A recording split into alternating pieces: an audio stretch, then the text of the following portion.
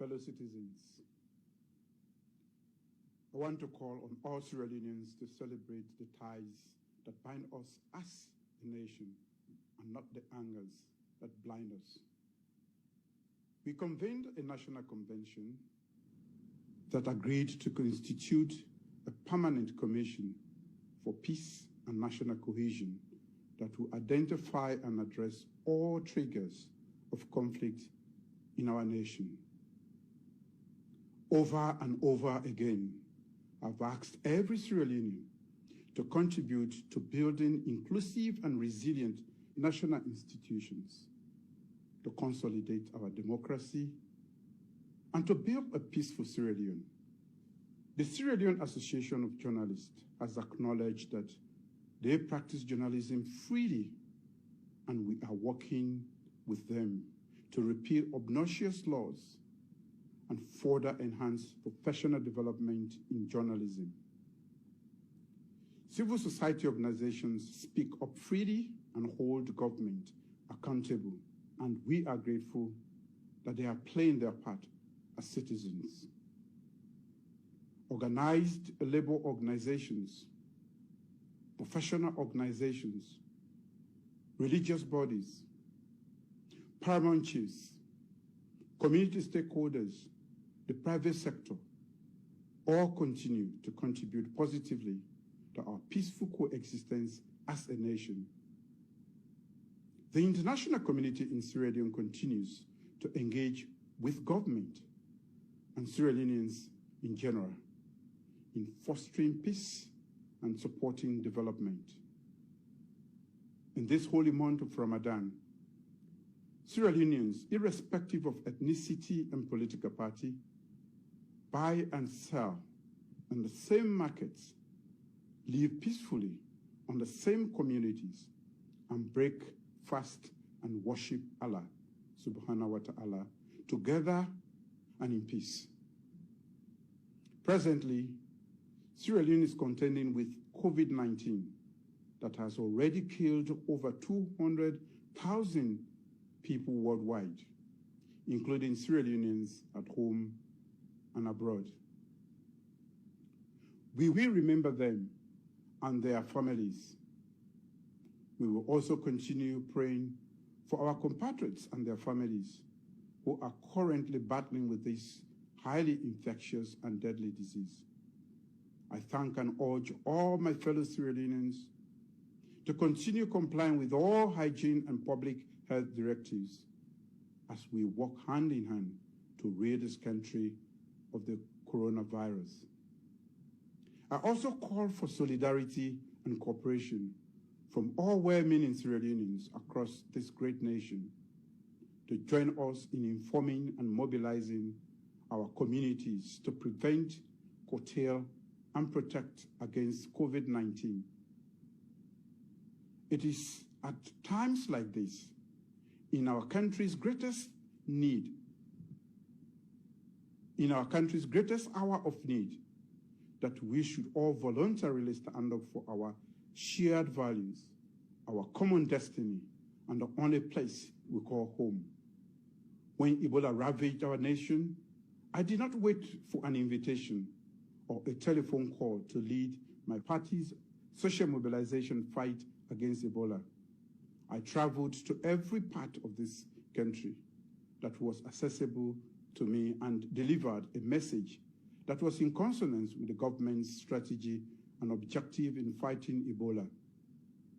That is what serving the national interest is, not waiting to be begged pleasantly to serve your country and putting your country's interest always above all else. As president, I've reached out to all Sierra Leoneans to work together to make this country a peaceful place for all of us.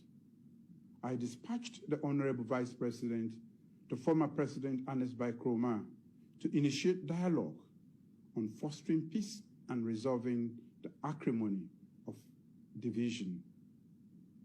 I follow that with a personal invitation of the entire leadership of All People's Congress Party to State House, including the former president, Dr. Ernest Bai Koroma, to discuss the way forward for peaceful and unified Sierra Leone. In the post-meeting memorandum of understanding, we resolved on working urgently on building a united and cohesive Sierra Leone, free of patronage, threats, hate, virulent partisanship, and corruption. But within those 2 years, there has been an unrelenting barrage of attacks against the state officials, public and private persons, and properties.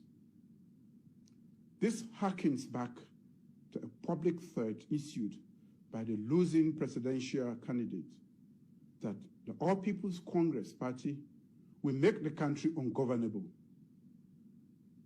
One would therefore expect that the leadership of the All People's Congress will, like the leadership of other political parties in Sierra Leone, would have publicly and staunchly condemned as well as dissociated the party from any person or groups of persons who incite hate, associate with, and support violence, or participate in violence against the state.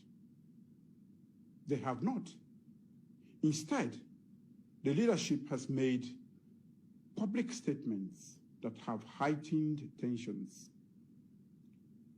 Evidence emerging from investigations have named non-local leaders and members of the APC as being responsible for inciting, planning, financing, mobilizing, and in some cases actively participating in violent terrorist attacks against the people of this country.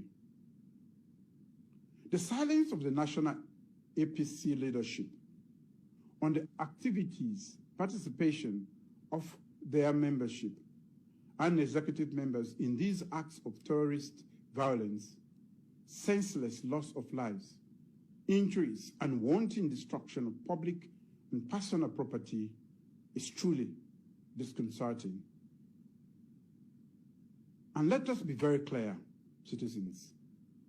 The actions of these persons are not peaceful political expressions, as one expects in a democracy.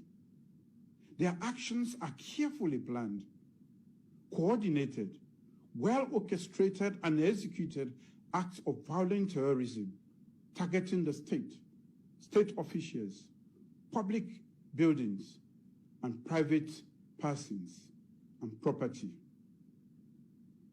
Like terrorists elsewhere, they even record their acts with telephone cameras, run self-valorizing commentaries on their acts of extreme violence and killing, and share those synchronously in WhatsApp forums.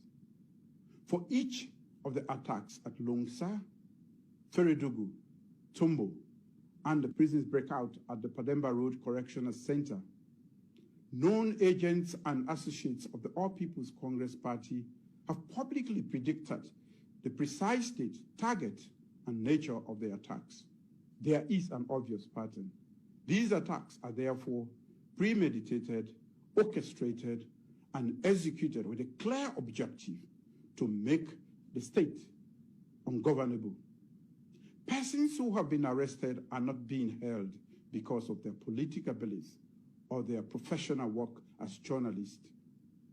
Beating a journalist to death, persistently inciting people to violence against the state, and unauthorized carrying of loaded firearms, burning down homes and vehicles of chiefs, burning down hospitals and community health centers, burning down police stations, destroying telecommunications installations, burning down large parts of prisons, violently killing persons with machetes and iron bars are all criminal offenses. What each and all of them have done are not peaceful political expressions. They are either being held on criminal charges or being investigated for criminal violence and terrorism-related offenses. Incitement to extreme criminal violence, arson, murder, and attempted murder, other felonious acts targeting the state, state officials, public officials, private citizens, and public and private persons are not peaceful political actions meant to foster peace in Sierra Leone. The right to free speech is guaranteed in our democracy and in our constitution. But no democracy guarantees a right to speech that incites criminal violence, foments hate and divisiveness, causes public disorder, and threatens the security and stability of the state. I'm certain that our international partners agree with us that prosperity and development are possible only when there is peace and stability. Countries that have prospered have always ensured first that peace and security are maintained. Our international partners, as moral guarantors of our peace, should therefore single out and wholeheartedly condemn persons and organizations associated with these acts of extreme violence against the state. In peaceful democracies, citizens strive for the common good, peacefully cohabit with other citizens, and advocate for and protect their rights through peaceful norms and practices. Our enforcement agencies and the justice sector will ensure that every citizen's right to due process is respected and justice is dispensed speedily and without hindrance, fear, or favor. The rule of law is supreme. No citizen, absolutely no citizen, is above the law. My government has been closely following events of the last few weeks. The security sector has closely analyzed the prime movers, financiers, causes, nature, and patterns of violent acts. Our responses are therefore well informed. As Commander-in-Chief, I have ordered the intelligence and security forces to use all available resources and take all necessary measures within the laws of this country to deal promptly and decisively and robustly with all acts of violence against the state. Anybody who incites, plans, supports, undertakes, or is involved in any manner of violence in this country will be dealt with harshly. We will use all instruments of state power and resources permissible under the laws of this country to deal firmly and decisively with these violent terrorist attacks against the state of Sierra Leone. I've also ordered urgent reforms within the security forces. The objective is to make their leadership more decisive, more effective in crime prevention and deterrence, and to maintain peace and stability in the face of extreme acts of terrorist violence against the state. I've called for more citizens' engagement so that communities are more intimately involved in preventing crime and the causes of crime. I want to personally encourage civil society organizations to expand their scope of work to capture these dynamics in their daily work with communities. I've also ordered urgent reforms within the correctional system to provide for safe and secure custody in line with international best practices, while developing a reintegration component focused on skills training and entrepreneurship. I am aware that the courts are closed because of COVID-19, but given the prevailing circumstances, I will appeal to the Chief Justice to consider appropriate measures to adjudicate the cases that emerge from this widespread insecurity.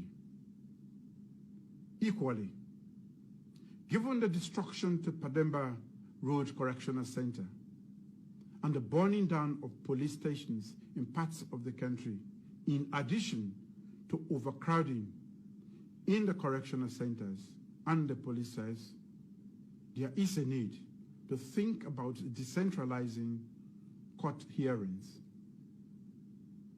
In conclusion, let me restate, any act of violence will be dealt within the broad spectrum of the law. Citizens have an obligation to obey law and order. Those who think that by fomenting trouble and inciting violence in this country, they can derail and distract government from fighting corruption, attracting investors, and meeting its promise to deliver development to this nation, know now that you will lose this fight.